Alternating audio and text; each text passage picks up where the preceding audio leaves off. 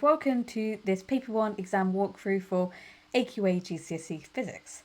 And today we are going to run through some of the key points for your exam that you need to know before heading into it, and some of the key content with some hints and tips and some strategies for being able to make the most of your potential in this exam.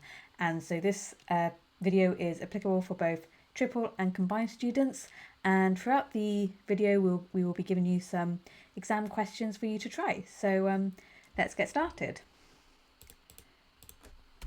So let's firstly go through a quick exam overview and make sure you know which paper you are sitting. So if you are a triple science student, you will be taking paper 1, which is 1 hour and 45 minutes and is worth 100 marks.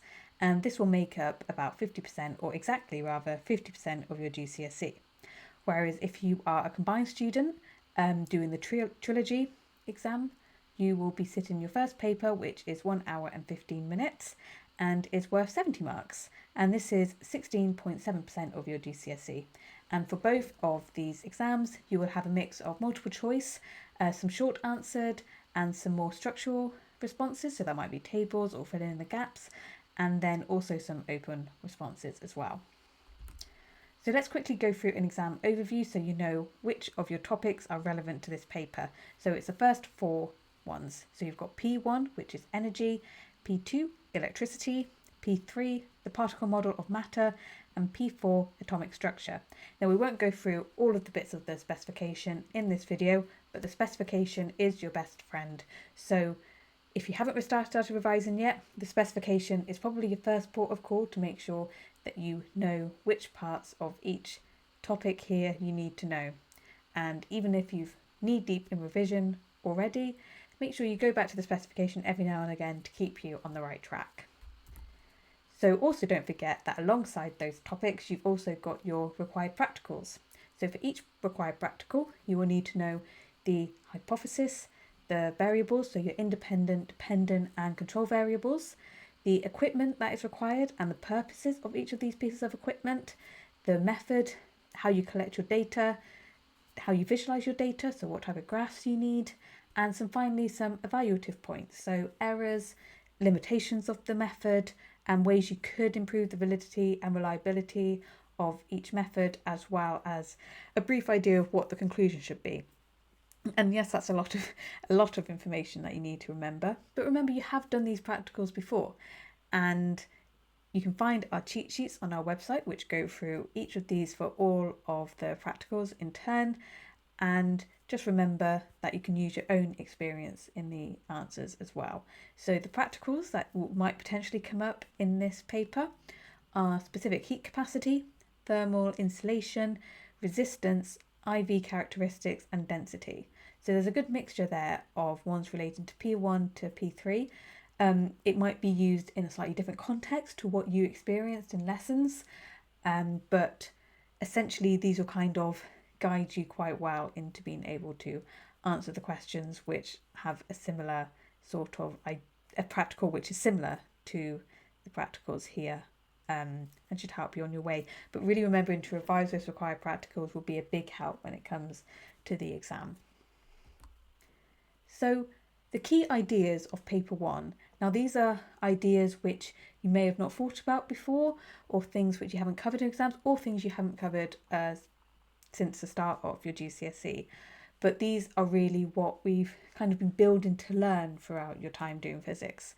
So as much as you don't need to memorize these, it's good to have an understanding in the back of your mind that essentially what you've learned is in relation to these key ideas, these key scientific ideas. So firstly, the use of models, as in the particle model of matter, the concept of cause and effect in explaining links such as those between changes in atomic nuclei and radioactive emissions, the phenomena of action at a distance and the related concept of field as the key to analysing electrical effects, that differences, for example, between pressure or temperature or even electrical potentials are the drivers of change, that proportionality is an important aspect of many models in science, And finally, that physical laws and models are expressed in mathematical form. So as we've been going through these, you kind of got to think, oh, what topics do those link to there? How do those topics end up linking together? Because these are the ideas which kind of drive the idea of physics, particularly the topics in the paper one. You've also got key ideas which aren't just relevant to physics, but are also relevant to all the sciences. So these are the key ideas which you might have seen in our biology and chemistry videos that we've gone through, but these really are kind of deep scientific principles. So the use of conceptual models and theories, the assumption that every effect has one or more cause, that change is driven by the differences between different objects and the systems in which they interact, which is really relevant to physics, that many such interactions occur over a distance without direct contact, that science progresses through a cycle of hypothesis, practical experimentation, observation, and therefore through development and the review by other scientists. And finally, that quantitative, so numbers, analysis is a central element of both many theories and of scientific methods for inquiry. So collecting that data and analysing that data and using that to direct our theories and not just base it on feeling alone. So how are you assessed in the papers? Well, there are 3 assessment objectives which you will be assessed on during your GCSE sciences, including physics. So that is demonstrating knowledge and understanding of scientific ideas, scientific techniques and procedures, which is about 40% of your GCSE. The ability to apply that knowledge and understanding of scientific ideas, inquiry, technique and procedures again. And finally, AO3, which is analysing information and ideas to make you able to interpret or evaluate information or a method, make judgments and draw conclusions, develop and improve experimental procedures as well. And this is a smaller part of your paper, but it's really where those extra marks can come from. So the command words are what we use to direct and kind of try and figure out what assessment objectives we are looking at for each question. So if it's an AO1 question, it's likely to start with something like identify, give or state, as well as your common command words which you see throughout your time at school, such as who, why, when, how. Also describing, so simple description and naming as well. Those are all identifiers and really just demonstrating that you know the answer. AO2 will be most likely calculation. A lot of the time in physics, as you may have seen, there are a lot of maths and a lot of calculations you need to know, and a lot of these will comprise your AO2 marks for your physics exams. You can also have some explain questions, some describe questions, and usually the describe ones will be a level up from your AO1 ones where you have been asked to describe a process. You might be asked for AO2 to describe a process in the context of a situation that's given in the question. You might also be asked to complete a table, and you can also have some of the AO1 command words come under AO2. You just got to read it in the context of the question to help you on your way. And finally, AO3, which is about analysing. So you could start with analyse, determine, predict, justify, suggest, evaluate, and also potentially plan. So it might be plan a method. And these are the ones which, again, only make up a small percent, so 17 to 23% of your marks, whereas AO1 and AO2 marks make up more, 37 to 42% each. But those AO3 ones are the ones where you're kind of developing a bit of depth and really applying that knowledge that you've learnt. So let's start with AO1 questions. So now we're just going to go through a few examples of each assessment objective area and kind of like talk about how we might be able to go about answering those questions. So as I've said, AO1 is about recalling facts, structures, could be functions, particularly with electrical components, definitions, and also talking about key concepts as well. So really demonstrating that knowledge of the topic. And as I think I've said in my AQA GCSE biology and chemistry videos as well, knowledge is really power to getting these marks, which come up quite a lot in your exam, and they could be multiple choice, one word or short 1 mark answers, and are often embedded or alongside those deeper questions, so those AO2 or AO3 based questions as well. And if it is part of a more complex question, you might just need to demonstrate your knowledge first before applying it to an example. And Often these can be answered quite concisely and quite quickly with one word or a short phrase, and really just focus on being just factual and as accurate as possible. And often actually going too far into a description or writing too much reduces that accuracy or that clarity and could potentially end up with you getting to the wrong answer in the end. So be really careful with these and don't over elaborate. So let's go through some 1-mark questions. So firstly, we've got a multiple choice here about density. So density can be measured in grams per centimetre cubed. What is another unit for density? So here, because we've already been given an example, we should really be focusing on this first and figuring out which of these options here relates to the example of the unit being given. And out of all of the 4 here, only B is the one that relates to grams per centimetre cubed because it's in kilograms centimetre cubed. So for this question, I've recorded the correct unit for density from memory, or just allowed myself to have the little clue from the question there. But often you won't be given an example here, and often A or 1-mark ones just require you to give the unit straight off the bat. And yes, you have all of your equations on your physics equation sheet at the moment. However, it's important to remember that units don't appear on the physics equation sheet. So you really need to make sure you know your units for your equations. And so we can also have identifying questions for A or 1. So identify component A. So A is this one here. And again, this is just a case of recalling and naming the component from your understanding of circuit symbols, which is A or 1. And ultimately, if you don't remember it, it's always worth a guess. But yes, it's one that you just simply have to try and remember. And the answer for this one is LDR. Or you could also say light dependent resistor. LDR will be absolutely fine. I've just put that there as if a student was to write light dependent resistor instead of LDR, they'd also get the mark, no problem. So let's go through some more examples, and these are ones which are worth multiple A or 1 marks. So question 1 is describe how using a step-up transformers makes the network efficient. So that is the national grid network. So for this question, you need to recall how step-up transformers work and the principles of reducing current to reduce energy loss. So for this question, this is worth 3 marks. So as it's a described question, you need to write a little bit more. You can't just give 1-word answers. So for this answer here, I would say that potential difference increases, current is reduced, and this therefore, you don't need to say therefore, but this therefore means that there's low energy loss to the surroundings. So you just simply need to describe what happens rather than going into a deep explanation of why it's more efficient or why it's faster. You just need to simply explain what happens and what the consequences of that is. So we go to this question here.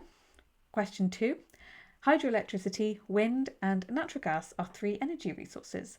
Complete the table to show whether each energy resource is renewable or non-renewable. Now I know I said earlier on that AO2 ones had complete and had some tables. That can also be the case, but here, because we only just need to give factual information that is in the specification for energy resources, we simply just need to recall our knowledge as to whether they are renewable or not. So here you would get 2 marks if all 3 of them are correct, and 1 mark if 2 of the 3 are correct. And here it's tidal and wind which are renewable, and natural gas which is non-renewable.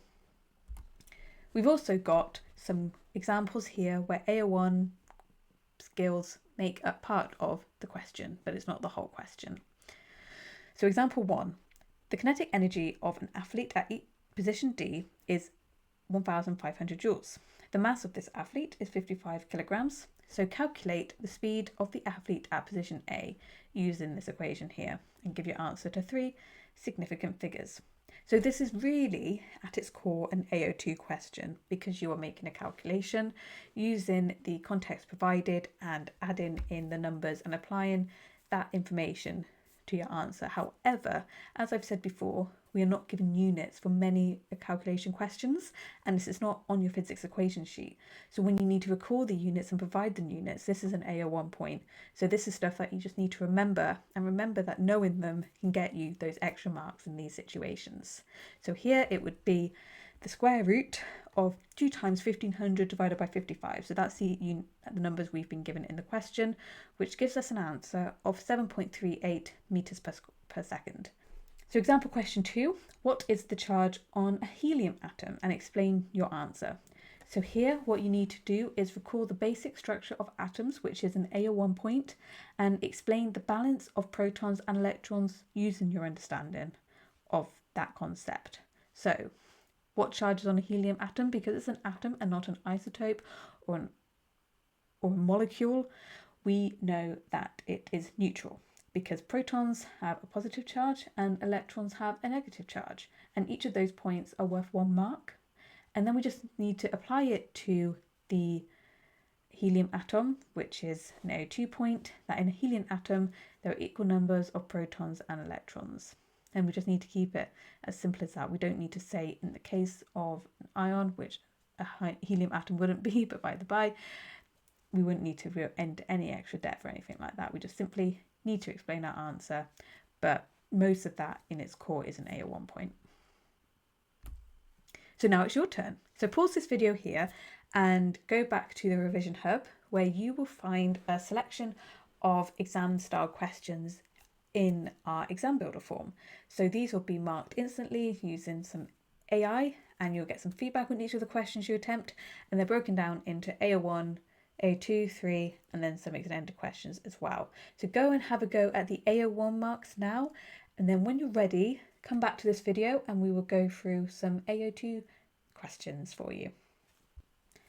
Okay, so I hope that was all okay for you. We're going to now go through some AO2 questions. And as I said before, AO2 is really about applying your knowledge and understanding to a given context. And it's really about using relevant examples to show that you understand how concepts work in practice. So it's really a time to show off your scientific knowledge. And as I said before, in many of the cases for physics, a lot of these questions will be related to calculations, because calculations come under AO2 and it's really at the core of your physics GCSE. So again, these questions might be multiple choice or one word or very short answers, but they are largely comprised of calculations where you really need to be showing each of your steps in turn to make sure that if you do come up with the wrong answer at the end, you can get those working out marks. And sometimes you will just simply need to write down all of your points in order to get to all of those marks in the first place. And again, this can often be a part of a bigger question with some AO1 or AO3 points. And if it is part of a more complex question, you just may need to be using your AO2 to define or explain something or describe something before you go into a bit more depth or evaluate it. So how do you answer it? Your equation sheet is now your new best friend. This will give you all of your equations that you need, won't give you the units, but it gives you a really strong starting point. And for ones which aren't equations or calculations, because often you will know how many steps you need to take instantly based simply on the calculation that you're carrying out, you need to look at the number of marks which are given for each question and consider the amount of points you need to make. Also consider, does it tell you to relate it to an investigation or a case study? Because if that's the case, then you may lose marks if you just simply state the answer rather than giving it in the actual context. And you also need to consider whether you need to demonstrate knowledge first and then apply to this case study provided as well. So think about what you've learned and how it applies to situations given, and just make sure you use the wording of the question to direct you to showing the examiner that you know the right answer. So let's go through some examples here of some 1 mark questions. So the first one here is using some information from the table and then applying your understanding to select the correct answer. So the table gives some information about different materials. Now, which material is the best insulator? So we need to apply our understanding of thermal conductivity to understand that the less something conducts thermal energy, the more insulating it is. Therefore, we can identify the lowest number in this table, and that is 1, which is referring to material B. So our answer is B. In the second question, in this circuit diagram, the ammeter here is reading 170 milliamps. What is the current going through lamps B and C? And give your answer in milliamps as well. So this is sort of a calculation question, But really the main part of this question is using your understanding of parallel circuits to apply this knowledge to this new unseen context to calculate the value. And so we know that the ammeter reading here is 170. Therefore, since it's in parallel, we know that the current is being split. Therefore, it's simply a case of dividing 170 by 2 to get the answer of 85 milliamps. And again, it's told you the units this time, so make sure you include those as well, otherwise you will be missing out on marks. And so question 3 here, a count rate meter was used to demonstrate the emission of alpha particles by a radioactive isotope. The count rate from the source was 125, give or take 9 counts per second. So calculate the smallest possible count rate. So here it's more about, rather than knowing equations for radioactive isotopes themselves, it's about applying subtraction to uncertainty in this unseen scientific context. So here is the smallest possible count rate. So we know the count rate we got was 125 and we've been told it's give or take minus 9. So 125 take away 9 is 116 and that leads us to our answer. So here are some examples of some multiple AO2 mark questions. So question 1 here, question 1 here is calculate the resistance, we've been given the units in ohms, of the lamp when the potential difference across the lamp was 6.5 volts and the current was 0.60 amps. And this is worth 2 marks. So I've put the equation here because this will be provided for you on your physics equation sheet. And what you need to do is apply Ohm's law by substituting values into the correct formula. So here it would be 4.8 divided by current, should be a line there, to dictate that it's division there, apologies for that. But then that gives us a resistance of being 6.4 ohms. And in this case, you wouldn't get an extra mark for the units because we've been given it in the question, but it's just important to keep that in mind as well. And so question 2 here, a 2 kilogram piece of metal was heated until it reached its melting point. The energy required to melt the metal was 320,000 joules. So calculate the specific latent heat of fusion. Again, we've been given the units of the metal. So the calculation for specific latent heat is given down here. And again, it is a case of using the formula provided to put it in the correct context by, firstly, in this case, rearranging the equation and substituting the values in. So we've already know the energy in joules, which is there. We already know the mass, and what we need is the specific latent heat. So we need to rearrange this equation to put L as the subject. So in order to do that, we move energy up here, and we can see that energy, if imagine an E there, would be divided by M to give the specific latent heat. So we can figure that out as being 70,000 joules per kilogram. And so here's a question where AO2 is part of the question, but is not the full question. So a power station generates electricity at a voltage of 25 kilovolts. A step-up transformer increases the voltage by a factor of 15. What is the voltage output of transformer A? So what do you need to do? Firstly, you have an AO1 point, and here you need to recall the function of a step-up transformer and what increases by a factor means. So increasing by a factor means essentially timesing it by that number. And then just simply apply it to the numerical values given in the context to calculate the output voltage. So here we would have output equals 25 kilovolts times a factor of 15, and that gives us an answer of 375 kilovolts.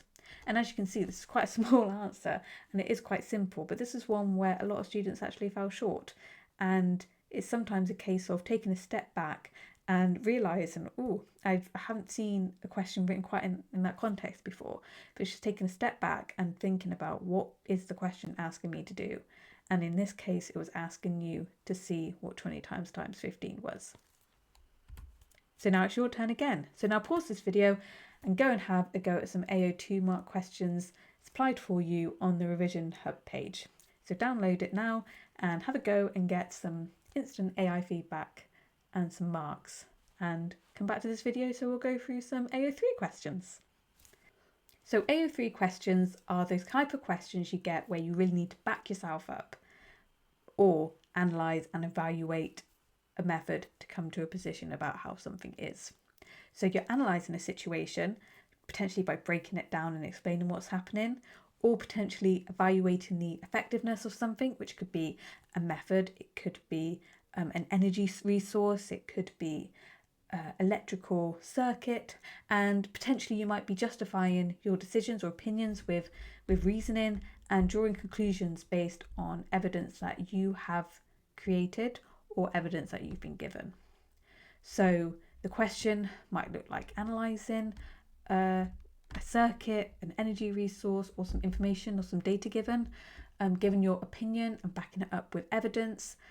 Or it could simply be part of a question alongside an AO1 or AO2 point like we've discussed, where you do those AO1 or AO2 skills and then deepen it with a bit more reason or evaluative points. So similarly to your other questions, you firstly should be considering how many points you need to make based on the mark scheme and the number of marks. And does it tell you to relate it to a figure or practical? Because if it does, then you really need to be specific and referencing that very, very clearly. So if it's a figure with some data or a table or a graph, you need to be using numbers, or you need to be referencing something that's labelled in the figure. And if it's a practical, you need to be referring to the materials in that practical, the specific example, and making it just as specific as possible to show that you're really answering that question as a scientist. And then you've also need to consider whether you need to demonstrate knowledge first and apply it to the context provided, like you would with an AO2 question potentially. But make sure you always back up your points and remember to answer the question that you've been given. So let's go through some examples first. So here are some shorter questions. So question 1, so suggest how the size of a heating panel on a solar water heater affects the input power. And this is worth 1 mark. So all you need to do here is interpret how changing one variable affects another in a given scenario. So here the answer would be that the larger the heating panel, the greater the input power. And that's something which we've learned throughout our time doing GCSE physics, that surface area affects the ability for an area to essentially absorb heat or for that energy transfer to occur. Question 2. A spark detector is a device that can be used to detect alpha radiation by alpha particles ionizing atoms in the air near a wire mesh. Suggest why a spark detector cannot detect beta radiation. So here, again, it's only 1 mark, and it's quite a tricky question this, but what you need to do here is evaluate the properties of radiation and link it to the question scenario. So what could be a reason for this? Well, the only one that I could think of off the top of my head was that beta radiation is only weakly ionizing, which would explain why within the word of the question it talks about ionizing atoms, and we know that beta radiation is only weakly ionizing. Therefore, we can kind of put all of that information together and come up with that quite strong suggestion. And so question 3, a worktop balance was used to measure the mass of a cube. The first reading was 3.8 kilograms and the second reading was 3.9 kilograms. So assuming nothing else was placed on the balance, determine the most likely cause of this difference. And again, it's only 1 mark, so we only need to include 1 point, but we're evaluating and choosing the most logical explanation based on our knowledge of the type of errors that we get in our required practicals. So here I would say the most obvious answer is that it would be a random error. So here are some examples of some slightly longer questions. We've got some 2 mark questions here. These questions can be a lot longer. They can range from 1 mark to 4 marks, but let's look at some 2 mark questions here. So a gymnast performs a vault. At the start and end of their vault, the gymnast stands still and faces the judges. Suggest whether the gymnast has more, less, or the same amount of energy at the end as he did at the start, and justify your answer. So justifying your answer is what makes this a 2 mark question instead of a 1 mark question. And here you are applying your conservation of energy knowledge and justifying with reasoning about what energy transfer happened. So the answer here, for example, would be that the gymnast will have less energy because energy has been transferred from the gymnast to the surroundings, or potentially the air/vault. If you want to be more specific, you can. And question 2 here, a student tested different heating elements by measuring how long they took to melt ice on a pane of glass. Identify 2 control variables in this test. So here you need to identify the variables that need to remain constant in order for the results to be valid. So based on this question here, the two main ones I can think of are the current in the heating element and the mass of the ice. And other examples or control variables may be accepted as well, but often in these cases it's better to keep it simple and not try and come up with a unique answer. Just come up with the most obvious, and that will be the types of mass if you're not investigating mass, and the current as well, which is causing the reaction to happen. You don't want that to become larger or less because that will affect your results. So now it's your turn. So pause this video again and have a go at some AO3 mark questions. You will find some slightly longer questions, but apply what you've learned here and see how you get on. And come back to this video for an example of an extended question, and we'll kind of go through what the difference between a level 3 and a level 1 answer looks like. So extended answers can be very varied, and AQA have been very clear that there's not a one size fits all for the types of extended answers you get, nor the way you should be responding to them. But an extended answer essentially incorporates AO1, AO2 and AO3 skills, but can range from 100% AO1 to equal parts of all three, and it's really just showing your ability to demonstrate your knowledge or evaluate a situation given based on drawing links from different topics and putting them all together. And this will always be 6 marks, and the most practical way to go about this, I would say, is to start by underlying those key information points from the question and use the command words as a clue to get you started. What is the question really asking you to do? And then you can also briefly plan out your answers vaguely, just to make sure you include everything when it comes to writing. But I wouldn't go too far with this. You don't have much time. And if you do this and you don't want it to be marked, make sure you cross out your plan so that it won't be marked by the examiner once you're done. In some cases, it can help to provide a brief introduction and conclusion to summarise, but this will only probably be relevant to questions where you are evaluating a real case scenario. And often, let's say if it wants you to give an opinion, that's when I would probably recommend using an introduction and a conclusion. Make sure that you explain your answers and don't just state things. Don't state something unless you can develop your point. Keep it well organised and easy to follow, and only include relevant information to the question. So that's where underlying that information and briefly planning out your answer can come to good use. And only use visual elements effectively when they are really necessary to do so. So let's go through an example here.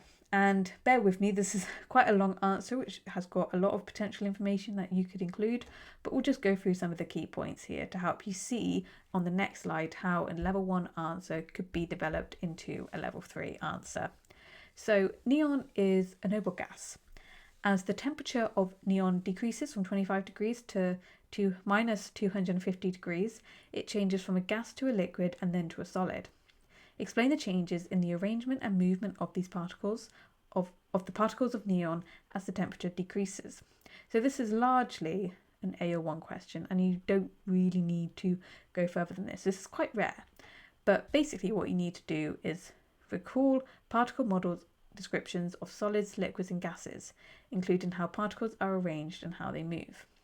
So for level 3, you would be including relevant points and given in detail and logically in order to form a clear account of what happens as the temperature decreases. For level 2 point, you again include these relevant points, but you're not necessarily linking them very clearly, and it therefore creates not a very clear conclusion, or account rather. And for level 1, your points are identified and stated simply, but their relevance is not clear and there was no attempt at logical linking. So those are what the examiners will use to kind of determine where your answer should lie. And this indicative content here basically tells them the information that they should be seeing in your answer. But you don't necessarily need to include everything word to word, because as you can see, there are more than 6 points here and the question's only worth 6 marks. I'm not saying that you only need to include 6 of these marks to get the 4 marks, but my point is that this is some of the stuff that you should be seeing in your answer. And in order to achieve a level 3, there must be a clear explanation of the changes in the arrangement and movement of particles during either the cooling process or a change of state. And so the cooling process is at the top here. the gas to a liquid and liquid to a solid, changes of states are here, and then an overall explanation as well. So in the mark scheme, it calls this all AO1 points. I would say that there's strong elements of AO2 as well, but the reason it's written it as AO1 is because all of this is within the specification to make sure you know and understand before going into the exam as part of your P3 unit topic. And basically it just wants you to regurgitate the information that you know. But really, in order to get those deep level 3 marks, you do need to be going into those key explanations as well. So let's look at some examples and see how we can develop our answers. So a level 1 answer. As the neon changes state, it turns into a liquid and then a solid. The particles get closer together. In a solid, they don't move at all. And so it's level 1 because it does mention the arrangement and movement of particles. However, this is incorrect. It does contain a common misconception though, that particles don't move in a solid. In fact, they do vibrate. And there's no mention of energy or forces between the particles. So it basically provides a limited, basic, accurate understanding, has limited accuracy, and doesn't really have a logical explanation. But it does talk about the arrangement of particles and movement, which does grant it some credit. So let's move to this level 2 answer. So as neon cools down, the particles start to move more slowly and come closer together. When it becomes a liquid, the particles are still moving, but not as fast as in a gas. When it becomes a solid, the particles are in a fixed arrangement and can only vibrate. This is because they have less energy. So this is a level 2 answer. It covers changes in movements and arrangements during both state changes and begins to explain why energy decreases, so it shows some logical linking. However, it does not attempt to mention particle forces or internal energy specifically, which is, as we've seen throughout the content of P3, is a core part. So this is a good attempt, but lacks depth and full linkage across different ideas. And so this is a level 3 answer. As you can see, it's fairly long. I wouldn't personally want to be writing this much for a 6-mark answer, but it might be necessary to do so. And that's why if you are worried about timing, you can always go to the 6-mark answer in your exam first to get it out of the way if you feel like it's appropriate to do so. But don't feel like it's necessary. It's your exam and you follow it at your own pace and in the style that's most suited to you. But here's an example of a level 3 answer. So let's go through it together. So as neon cools, its internal energy decreases. So there's the point about internal energy. This causes the kinetic energy of the particles to decrease so they move more slowly. So that's putting internal energy and the kinetic energy together. In the gas state, the particles are spread far apart, and move quickly in random directions. As the temperature drops and the gas condenses into a liquid, the particles move closer together until they are touching and they collide more often changing direction more frequently. As the liquid continues to cool and freezes into a solid, the particles change from being arranged randomly to forming a regular pattern. Their movement also changes. Instead of moving freely, they become fixed in place and only vibrate. These changes occur because the attractive forces between the particles become stronger as they get closer together and are strongest in the solid state. So at the end there, we have linked it and provided an explanation for why all of this is happening. So this is a level 3 response because it describes exactly what happens, explains why it happens, covers both the movement and arrangement of particles, and links it to both cooling and the state changes. So this is a very, very strong answer. So finally, it's your turn to have a go at some extended questions. So below we've got 3 6-mark questions for you to try. You can try one of them, 2 or all 3 of them. I'd recommend probably giving them all a go before your exam, and you can get some feedback on those. Try them multiple times, see how your answers improve over time, potentially before you revise the topic and then afterwards, however you feel will be best suited to you, and have a go. But that is everything from me today, and thank you so much for taking the time to go through your Physics Paper 1 with me. I hope you found this video useful, and I hope to see you in a few weeks with a Paper 2 tutorial, and good luck with your physics exam and your chemistry and biology exams, and all the best. See you soon. Bye.